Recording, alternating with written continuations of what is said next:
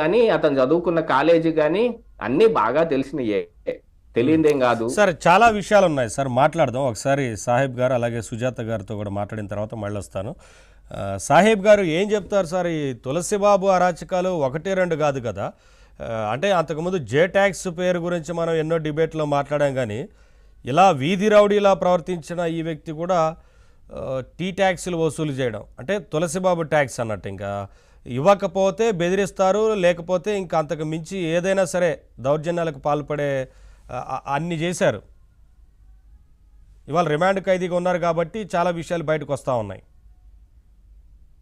అవును నవీన్ గారు, తమరికి అదేవిధంగా ప్యానెల్లో ఉన్నటువంటి గౌతమ్ గారికి, సోదరికి, ఏబిఎన్ వీక్షకులందరికీ కూడా నమస్కారం అండి. గౌతమ్ గారు చాలా అంశాలు ప్రస్తావించారు. వాస్తవంగా ఈ తులసిబాబు అనేటువంటి వ్యక్తి రఘురామకృష్ణంరాజు గారి యొక్క కస్టోడియల్ టార్చర్ కేసులో 6వ నిందితుడండి.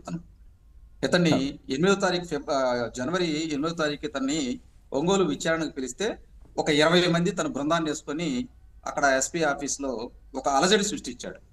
ఎస్పీ గారు ఒకంత ఆగ్రహం వ్యక్తం చేసి వీళ్ళందరిని లోనేయమని చెప్పి ఆయన అంటాం. దీంతో పాటు అసలు 20 మంది ఏ విధంగా వచ్చారు, తులసిబాబు అనేవాడికి ఎక్కడి నుంచి ధైర్యం వచ్చిందని చెప్పి పోలీసులు ఎంక్వైరీ చేయడం జరిగింది. దానిలో భాగంగానే ఇవన్నీ బయటపడతా ఉన్నాయి. ఒక 1 వీక్ బ్యాక్ అయితే మరి కొన్ని ప్రధాన పత్రికల్లో కూడా తులసిబాబు గురించి రావటం, కొన్ని ప్రధాన ఛానల్లో తులసిబాబు గురించి రావటం చూసి ఒకంత చాలా మంది వ్యక్తులు కూడా ఆశ్చర్యం వ్యక్తం చేశారు. అరే, ఈ ప్రభుత్వంలో ఇటువంటివి జరుగుతున్నాయా అని. ఖచ్చితంగా అతని మీద చర్యలు తీసుకోమన్నారు.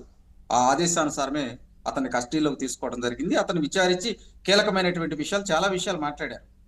ఈ రఘురామకృష్ణరాజు గారి విషయంలో కావచ్చు, అదేవిధంగా ఈ అక్రమ దందాల విషయంలో కావచ్చు, అదేవిధంగా ఒక విధంగా చెప్పాలంటే బాధ వేస్తుంది. ఎందుకంటే ఈ కూటమి ప్రభుత్వం అనేది చాలా మంచి ప్రభుత్వం అని చెప్పి మేము ఒక స్లోగన్ ఇచ్చాం. దీనిలో భాగంగానే 175 కాన్స్టిట్యున్సీల్లో ఎక్కడ ఏమి సమస్య వచ్చినా కానీ ఆ సమస్యను నేరుగా సీఎం గారికి, డిప్యూటీ సీఎం గారికి, అదేవిధంగా లోకేష్ గారికి తెలియజేయమని చెప్పి చాలా సందర్భాల్లో మాట్లాడారు. అదేవిధంగా ప్రజా దర్బార్లో లోకేష్ గారి దృష్టికి కొన్ని అంశాలు తీసుకెళ్లడం జరిగింది.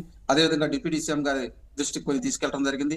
సీఎం చంద్రబాబు నాయుడు గారి దృష్టికి తీసుకెళ్లడం కూడా జరుగుతుంది.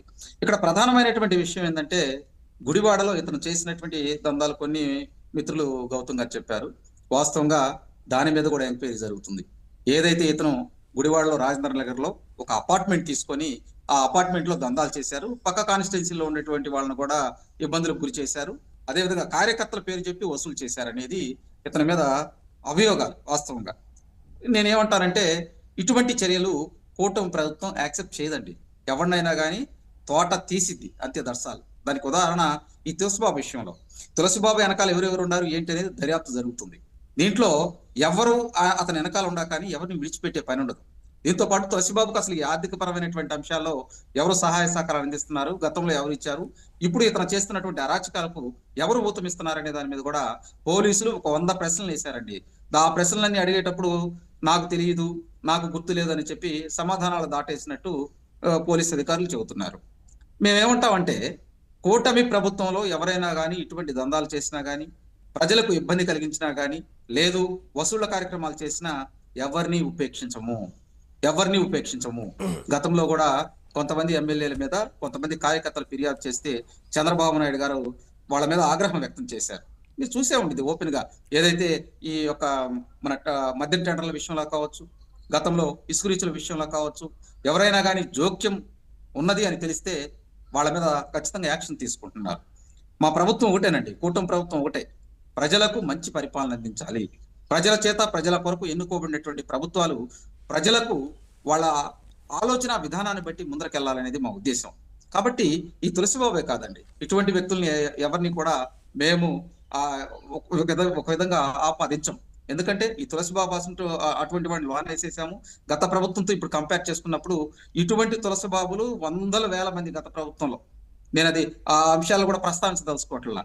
కానీ ఇప్పుడు మా ప్రభుత్వం ఉంది, మేము ఏ విధమైనటువంటి కట్టడి చర్యలు తీసుకుంటామో ఈ తులసిబాబు విషయంలోనే మీకు అర్థమైంది. ఇతని దగ్గర నుంచి ఏదైతే ఈ 7 నెలల్లో ఇతను చేసినటువంటి అరాచకాలకు ఎవరున్నారు ఏమిటి అనేటువంటి ఆ విశ్లేషణాత్మకమైనటువంటి దర్యాప్తు జరుగుతుందండి.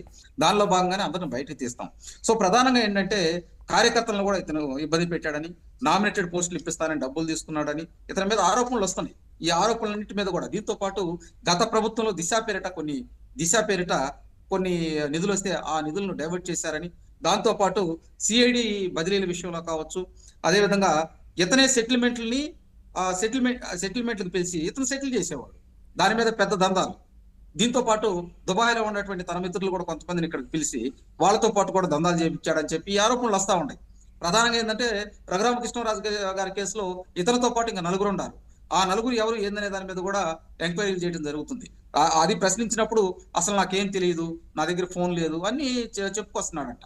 కాబట్టి ఈ విధానపరమైనటువంటి విషయాలు ఏ విధంగా ఇష్యూలు జరుగుతున్నాయో వీటన్నిటిని కూడా క్షేత్రస్థాయిలో కూటమిలో ఉన్నటువంటి పెద్దలు చూస్తూ ఉన్నారు. ఖచ్చితంగా ఇటువంటి విషయాలు పునరావృతం కాకుండా మేము చూస్తామండి. నవీన్ గారు, ఒకటి కాదులేండి, ఇప్పుడు మార్క్